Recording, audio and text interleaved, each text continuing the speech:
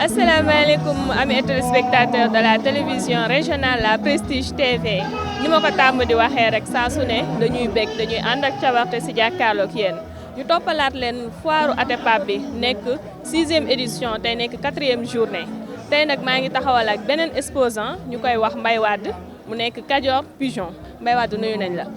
waaw asalaamaaleykum soxna ñu ngi leen di fay waa Thiès Prestige di rafetlu seen ñëw ci foire bi donc Mbaye Wade mooy propriétaire bi donc sama waay la ñoo ànd liggéey bi di ko liggéey man parfois laa tugg mais Mbaye Wade moom mooy borom propriétaire bi quoi mais actuellement comme day liggéey donc man maa ngi fi représenté maa ngi fi nekkal maak Babacar bi nga xam moom mooy pigeon yi kër ga quoi noonu la demee.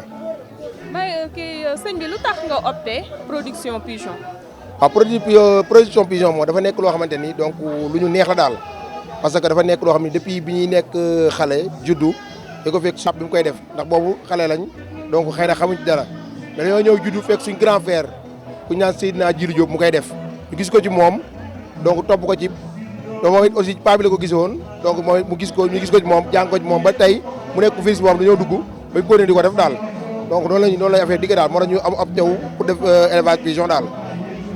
ñu gis ni yaa ngi téye benn àndulu bu ma juumul benn àndulu bi nag femelle la wala mâle parce que maa ngi dégg ni foog ngeen mu dem ba am 5 mois ngeen doog a mën a déterminer race bi. waaw loolu moom parfois moom moo gën a wóor ci pigeon yi surtout pigeon mondain loolu moo ci gën a wóor il faut mu dem ba confirmer nekk à 5 dugg 6e mois pour nga mën a xam lan la donc kii suñu production Mbaye Wade la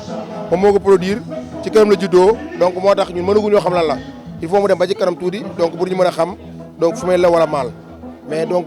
un très joli produit la daal produit bu rafet la boo xamante ni donc xamaguñ lan la mais ak ni mu mel nii nit ñi moom sans femelle sans mâle donc ñu ngi fay prix bu ne donc ñu réviser la pour téye ko ndax production boo xam ne li ñu bëgg a liggéey rek moo tax. forna si yow bay ni fay nañ la si 500000 nga bañ. waaw loolu moo am na démb rek benn waay jógee na ba Dakar fay ma ci 500000 avant-hier démb mu ñëw confirmer loolu indi xaasam donc ma ne ko dama ko jaay parce que pigeon bu ñuy liggéey la produit bu ñuy liggéey la moo tax duñ ko jaay maanaam daal élevage macha allah amoon na solo waaye muy gën a yokk am solo parce que bu ñu demee ba pigeon benn kii bi rek ñu ciy fay 500000 ngay bañ maanaam liggéey bi mooy di jaar yoon. waaw loolu tamit loolu la actuellement foo la pigeon toll toujours lu mel ni par exemple andulu ak lu mel ni ñu naan indigo comme lii nii mooy indigo ñoom ñaar ñii waa jëm def na ci 850000 ñoom ñaar fay na ci bii 500000 fay ci bee 350000 donc mbay ni moom du ko jaay parce que pigeon moo gënal ay milliards. aussi tamit mu nekk lu dëggu ci moom tamit loo xamante ni ñun ñuy nekk ak moom xam nañ ko ci moom pitax moo ko gënal lépp lu mënti am xëy dañ naan en place de pitax famille daal lu weccoog ak pitax mais bu lu famille pitax ko gënal donc moo tax démb bi waa ji fayee loolu mu ne waa ji bu ma gisoon caw loolu nga ma fay su ma gisoon caw jënd ko loolu caw kon donc da nga xam ne ku déterminé wu la ci produit bi daal donc noonu la demee daal. léegi ku ñëw place su Kayor Pigeon yan race la fi mën a fekk. waaw ñu ne pratiquement dañoo spécialisé wu ci mondain daal ci spécialisé wu donc ci tous les couleurs mondain yi ngay dégg nag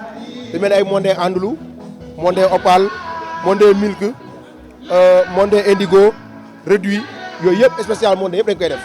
par exemple tendance mondain actuellement foofu la toll foofu la jëm ci couleur yooyu fa la jëm ci niveau fa la toll moo tax boo demee bergerie lépp lay def toutes les couleurs bu la jaaxal boo gis bu dee bergerie ni ko fekk waaw. bergerie bi fan la nekk si Thiès ak ku fa bëgg a ñëw nan lay def. waaw bergerie mu ngi nekk après Silema rek benn fu ñu naan Léona boo génnee Silema rek Léona boo passé jumaa Silema Léona bi rek ci kaw télé bi deuxième bed rek à ta droite boo tourné noonu premier kër deuxième kër moom mooy këram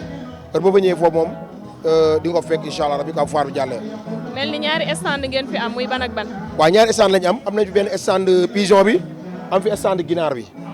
donc ginaar yi aussi moom moo dañoo moom la dañ ci nekk këram te di ko éleveur parce que éleveur la daal moom loolu la gëm élevage la gëm donc moo tax muy def ginaar def pigeon mais pigeon bi ci la gën a favoriser pigeon bi gën a favoriser ginaar yi peut-être xëy na peut-être amour élevage moo ko dugal mais moom pigeon la gën a favoriser quoi waaw. bu ñu demee ci stand ganaar yi yan lañ fa mën a am. waaw stand ginaar yi boobu nag di ko fekk actuellement lu rare mooy cochin caillouté ay production cochin caillouté di koy tamit aussi cochin blanc aussi am na benn volière bu fa nekk boo xamante ne dañ teg pigeon yoo xam ne dañ leen bëgg a jaay pigeon yi ñuy jaay mais bu dee pigeon yi nekk volière bi moom benn jaayu ci moom nee na ma pigeon yi volière bi moom ah un pigeon 10 millions jaayul waaw. da koy garder di ci liggéey. waaw dañ koy garder pour bëgg cee liggéeyaat pour ñu gën a yokkaat travail bi daal waaw loolu daal la expliqué. looy tàggatoo. waaye moom li ñuy tàggatoo mooy vraiment kontaan ci Atepa kontaan ci foire bi kontaan ci exposition bi donc di ñaan di taal waaw gis nañ ci bopp baax wax dëgg yàlla ndax xam nga ni dem ba liggéey sa sujet génne ko nit la fay ay 1 million 800 000 ngay bañ donc loolu fierté élevage bépp kuy def volaille la donc di gërëm waa ADEPAP yëpp di ko tàmbali ci président bi ba ñun ñi membres yi vraiment kontaan nañ ñun ñëpp kontaan nañ daal kontaan nañ ñëpp aussi tamit di remercier tamit Mbaye Wade di ko remercier peut-être xëy na pigeon moo ñu boole maanaam suñu xamee yàggul donc moom confiance ci man yëkkati alal ji doy nii yëpp teg ko sama loxo jox ma ko loolu aussi dama ko ciy gërëm di ko ci sant daal donc di gërëm tamit aussi éleveurs yi Thiès yëpp parmi ay ku mel ni ay fils Bada donc Jal Aline Ndiaye donc ak parmi des d'autres waaw moom ahlu élevage te na sama waa ji Pam la war ñoom la leen sant leen gërëm te xam nit ñu baax lañ nit ñu yaatu lañ bi ma ñëwee tey élevage ginnaaw yàlla ñoom ñoo tax waaw bi ma ñëwee ba mën dugg ci race yi di jël benn forte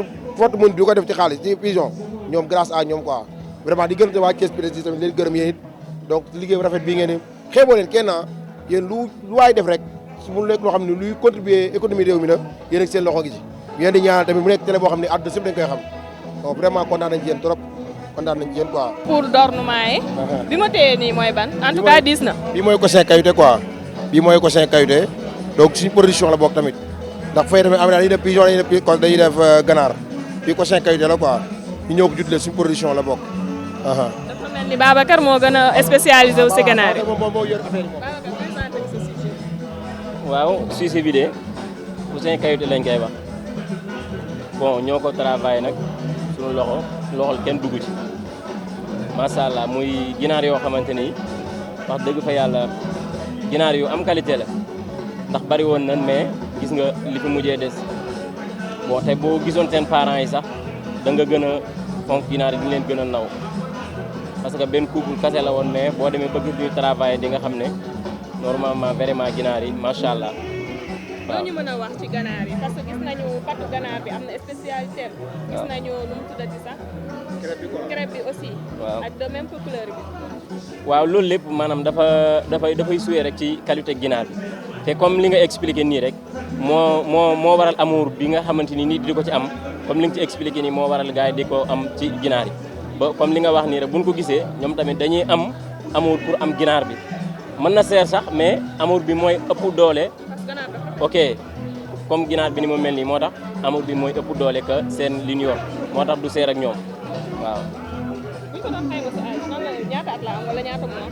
bon ginaar yi amagul 1 an parce que 3 mois ak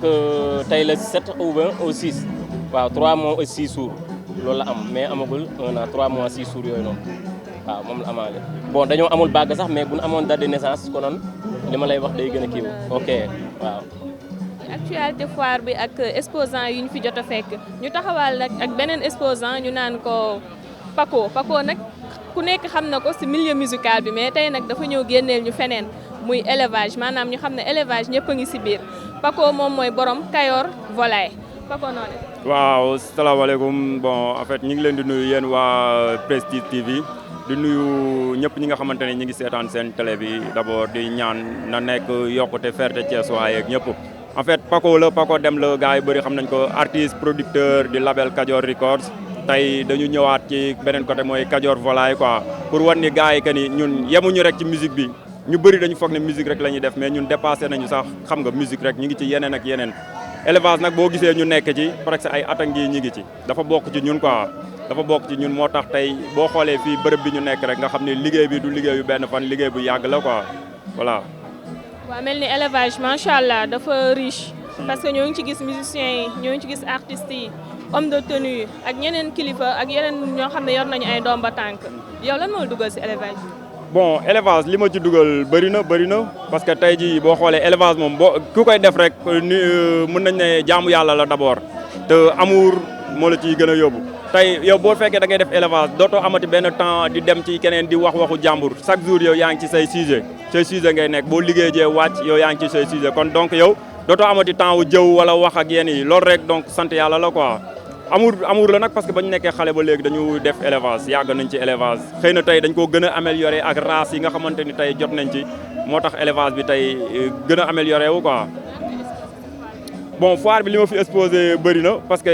tey maa ngi def naa pigeon maa ngi def ginaar xam nga pigeon ak ginaar laay boo xoolee ñoom laay gën a def quoi ñoom laay def fii moom laa fi def quoi. te jafe na tamit nga gis ko ci foire bi koo xamante ni day andi pigeon andi ndoo ginaar yëpp xam nga mu nekk benn box tamit lu jafe la quoi mais ñun ñi ngi liggéey boobu quoi parce que boo xoolee sujet yi nu ñu mel di nga xam ne liggéey bi yàgg na du liggéeyu benn fan du ñaari fan te ko amul passion tamit doo mën a liggéey li ñuy liggéey quoi waaw parce que fii mën nañ la présenter ay sujet yu bëri ñu ngi fi te da ngay gis ni sujet bu nekk am nañ ci ay quantité quoi non bii boulan la boulan kii nag écaillé soufre la xam nga voilà ça femelle la nag mais jeune la quoi couleur la tamit dafa nekk waaw jeune femelle la dafa nekk couleur bu rare boo xamante ni gars yi dañ koy travailler moom même bii nii fauve la tamit moom ay couleur yu rare la quoi gars yi nag dañ ciy liggéey quoi te xam nga waaw non bokkuñu par rapport di nga gis yeneen couleur mais yi dafa nekk ay couleur yoo xamante ni couleur yi rare la éleveurs yi dañ koy wër quoi xam nga tamit dafa xaw a jafe quoi voilà. Thiès laa jógee maa ngi Thiès Paco gars yi xam nañ ko Thiès la borom waaw Thiès laa dëkk Jaxaaw gars yi bëri xam nañ ma ñu bëri nag xam nga comme producteur laa ak rappeur xam nga dañu foog ne chaque jour ci loolu rek laa nekk quoi des fois sax ñu bëri bu ñu ñëwee sama kër gis yéen dañ may laaj ne ma yow kañ nga commencé mais xam nga lu yàgg la quoi waaw maa ngi sama rukk di liggéey quoi maa ngi sama rukk di liggéey waaw. waaw bon ku bëgg a seet si Paco mën nga jël sama contact boo ma contacté ñu tegtal la fi nekk parce que jaxaaw lañ nekk jaxaaw Kanda boo laajtee Kajoor Records rek studio bi Kajoor Records la ñëpp xam nañ ko foofu koo ko laajtee doo réer donc mën nañ la jox numéro yi 77 la 576 30 74 boobu mooy numéro téléphone bi foofu moom numéro boobu moom du changé saa boo ñu ci woowee incha allah di nga ñu jot quoi voilà di nga ñu jot voilà donc ñu leen di remercier waat encore une fois di wax ni lii rafet na xam nga tamit dafay baax nit ñi foire bi moom macha allah quoi macha allah parce que nekkatul ay foire takkale quoi gars yi dañuy pare doogay ñëw foire quoi dañuy pare doogay ñëw foire voilà ñu ngi leen di remercier Prestige yëpp di big up sama bro bi Saturne di ko wax Paco bu Justice Fighters bi moo nekk nii ba léegi quoi charré ah moo génn ci beneen maa ngi koy invité nag mu ñëw ci foire bi quoi parce que moom sama waa ji day laqatu rek moom kenn du ko gis quoi oui di char gars yëpp ok.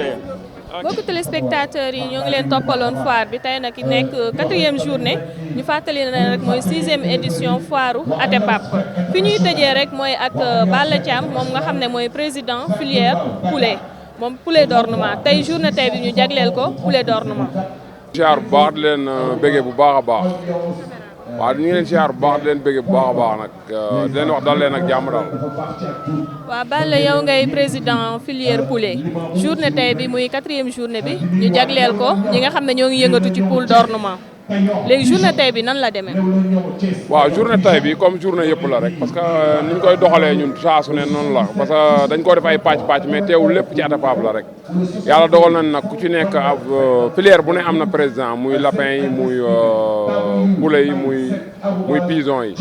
waaw comme ni ñu koy doxalee ci yëpp rek lañ koy doxalee comme ci journée volaille bi rek. bon compétition yi nag incha allahu rabbi jeudi bu soobee yàlla parce que xam naa amaana day doon 2 jours sax mercredi ak jeudi sax laay wax lay doon daal waaw.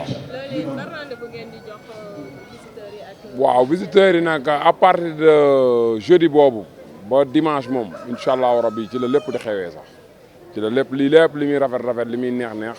jour yooyu moom korité defe naa ci foire balaa nga koy amati déwén daal waaw. waaw macha allah parce que ki ci nekk muy limaamu wax dëgg yàlla mi ngi ciy def kéemtalaay kàttanam xëy na waroon nañ leen koo wool sax mu wax leen ci lépp lu ciy xew mais temps bee ñu ko mayul mais organisation macha allah mention spéciale ci limaamu parce que mooy organisation bi waaw li may tàggatoo nag mooy comme li nga wax sànq rek incha allahu rabbi suba ginnaaw suba maanaam li des ci foire bi maanaam ku bëgg a gis ay surprise yu fi xew incha allahu rabbi na nga fi teew daal. ma ngi fi teew ñu ngi ciy woo waa Sénégal surtout waa Thiès nag parce que ñun Thiès amuñu lu Thiès daal waaw lépp doomu Thiès a koy def daal macha allah. jërëjëf Balla Thiam ñu koy remercier may fàttali ne rek moom mooy président filière poulet d'ornement tey nag gis ngeen li ñu leen jëlal si foire Atepape muy 6e édition boo leen fi ñëwee di ngeen fekk ay ganaar di ngeen fi fekk ay lapin di ngeen fekk ay pigeon mais yemul foofu gis nañ fi waa Reit ñoom tamit seen taxawaay mu ngi ci biir gis nañ fi ay copines gis nañ fi yeneen ba ci ay serpent ay chien de garde lépp moo ngi ci biir foire bi di leen wax ngeen ñëw seetaan si ko di leen jox rendez-vous ba beneen incha allah ñu fas yéene toppal foire bi rek ba mu